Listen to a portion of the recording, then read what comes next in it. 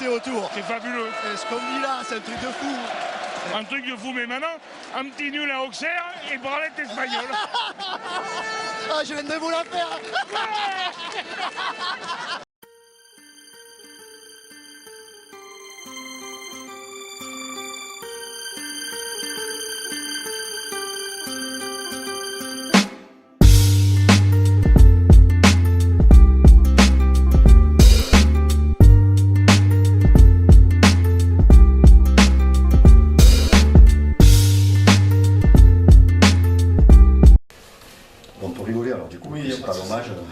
Entretien aujourd'hui avec Monsieur Laurent Paganelli, c'était un grand plaisir pour moi de vous avoir à mes côtés, Laurent.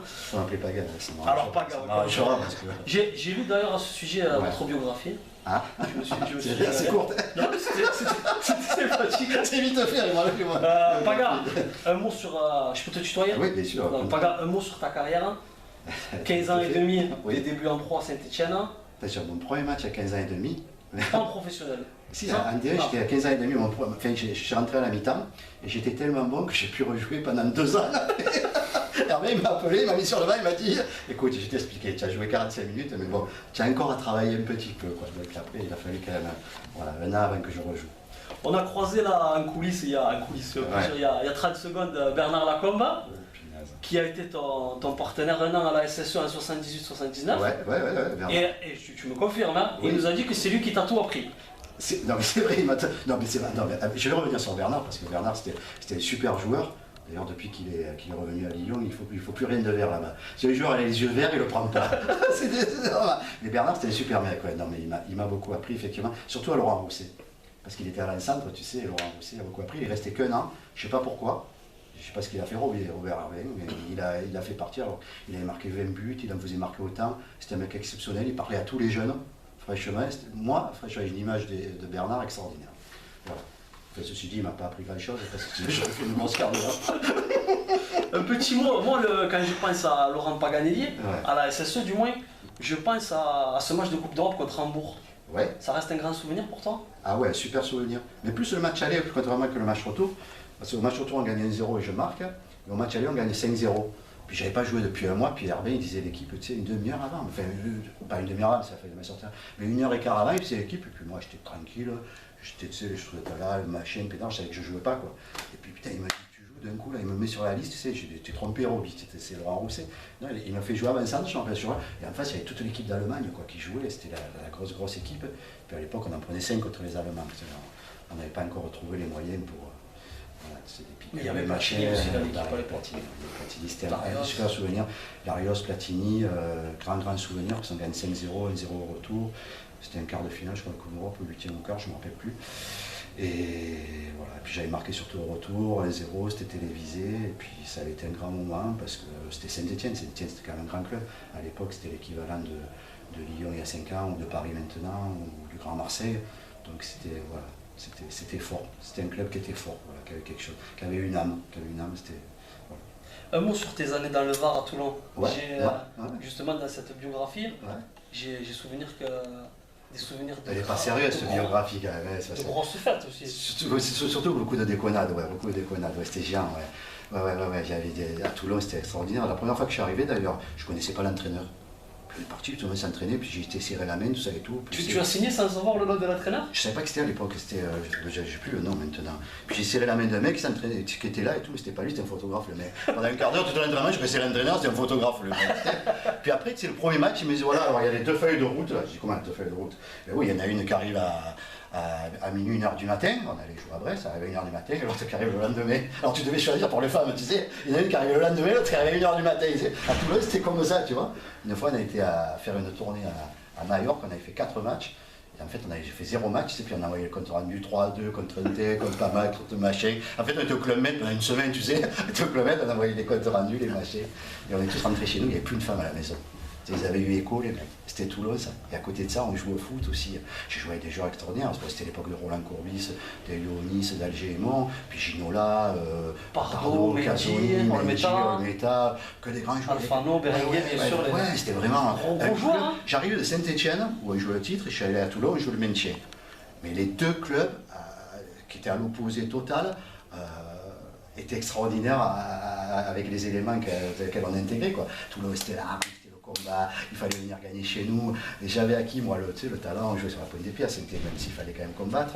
Et tu arrivais à Toulon, où c'était Alfano, il te taclait, tu étais avec lui, il te taclait quand même. Tu sais, il mettait les 2 pics sur ses doigts, tu sais, Luigi Alfano, il mettait les 2 pics sur ses doigts. Au premier corner, avant-centre, il mettait dans les yeux, comme tout le match, 1h30, tu sais, l'avant-centre, il était comme ça. C'est ça, Toulon. Est-ce que tu as, vu qu'on est à 7, est-ce que tu as des souvenirs de rencontres contre le FC 7, toi? Mais oui, mais avec la MJC d'Avignon. Et tu n'étais pas à Toulon à l'époque de la Coupe de France? Si, mais tu as raison, avec Vinuesa. Au tir au but. Je ne suis pas au match aller. Par contre, je suis au match retour. Parce qu'au match retour, je crois que j'ai marqué les 2 buts au match retour. Je sais plus. On perd 2-0 ici.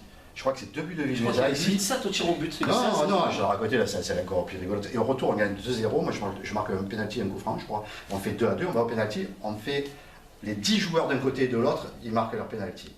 Et c'était Motet qui était dans nos buts comme ça. C'est Motet qui était gardien de but, tu sais. Puis avec Corbis, il n'en pouvait plus. Le mec, il prenait les lames de cette et il partait, et l'autre, il marquait.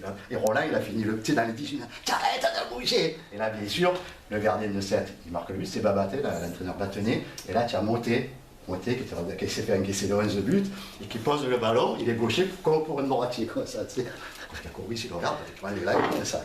Et là, au dernier moment, il tire comme ça, j'ai mis le ballon en touche là-bas, on perd 11-10. Et le lendemain, à la conférence, ils nous avaient tous mis là, Corbis. Il faisait Momo, je te garde pour la fête, toi. Et il nous parlait un par un. Momo, je te garde pour la fête. Momo, tu me dis. Oh, ça fait 20 ans que je regarde Béni à la télé. T'es à séance de tir au but, elle vaut les 20 ans de Béni que j'ai regardé. Voilà, c'était tout le reste, c'était ça. Et oui, on avait fait 2. Mais j'ai joué déjà en critérium, en junior, en cadet, à la MJC Avignon, dans l'ancien stade. Et au Bérou, oui. Et ouais. Tu finis, si je ne me trompe pas, en D2 avec Avignon. De Toulon, je signe à Grenoble, mais je joue 2 mois. Je joue 2 mois. Je fais 5 matchs, mais sur le terrain, j'y étais pas. Je joue 2 mois et puis j'arrête. J'arrête 2 ans. Et je rejoue 1 an à Avignon en D2, ouais, effectivement. C'était l'époque de Patrick Cubain? Patrick Colo. D'accord. Patrick Cubain, qui était connu à l'époque. Je sais plus qui avait. Des regrets sur ta carrière ou pas? Ah ouais, énormément. Les autres en ont plus que moi. Mais ouais, beaucoup de regrets parce que je suis parti très fort et puis. Bon, autant de ma faute que les gens qui m'ont aussi entraîné à l'époque, bon, je pense qu'on a fait beaucoup je dirais de mauvaise gestion, pas de conneries, mais on a fait beaucoup de mauvaise gestion. Puis c'était l'époque où finalement on démarrait un petit peu dans le haut niveau, dans les centres de formation. Et puis je pense qu'on a, que ce soit Laurent Rousseau, que ce soit moi, on avait beaucoup de capacités, mais bon, il fallait beaucoup qu'on travaille physiquement et surtout différemment. Et voilà, et puis au bout d'1 an, 2 ans, 3 ans, on a eu beaucoup de pépins physiques qui se sont accumulés. Après, ça joue sur le mental, et puis je pense que bon, après, on n'avait plus la capacité de répondre présent en 90 minutes, même ou d'enchaîner les matchs et tout. Donc, on ne pouvait pas, quoi. On ne pouvait pas répondre à ce que l'on aimait faire, ce que l'on voulait faire. Donc, ça, c'est surtout joué à un problème physique et mental après par la suite. Mais voilà, on avait d'énormes capacités, mais bon, voilà, il y a une très très mauvaise gestion. Nous n'avons pas reçu parce qu'on a le droit de refuser de faire certaines choses. Et puis bon. On voulait à tout prix jouer. Tu redeviens sérieux quand tu évoques ça? Ouais, parce que ça m'énerve un peu, parce que franchement, moi j'aimais jouer au football. On ne jouait pas au football à l'époque pour gagner de l'argent. On aimait jouer. C'était par passion. Ouais, c'est ça. Alors quand on ne peut plus jouer, qu'on ne peut plus répondre, qu'on ne peut plus accélérer, qu'on ne peut plus faire ce qu'on a envie et qu'on sait qu'on est capable de faire des choses qu'on ne peut plus les faire, c'est rageant, quoi. C'est ralent, quoi. C'est ralent.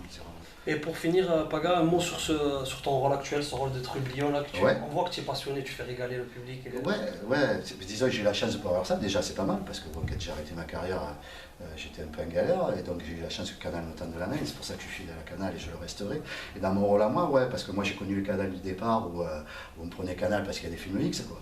C'était un peu, non, mais bon, c'était un ton Canal, c'était quelque chose de décalé complet.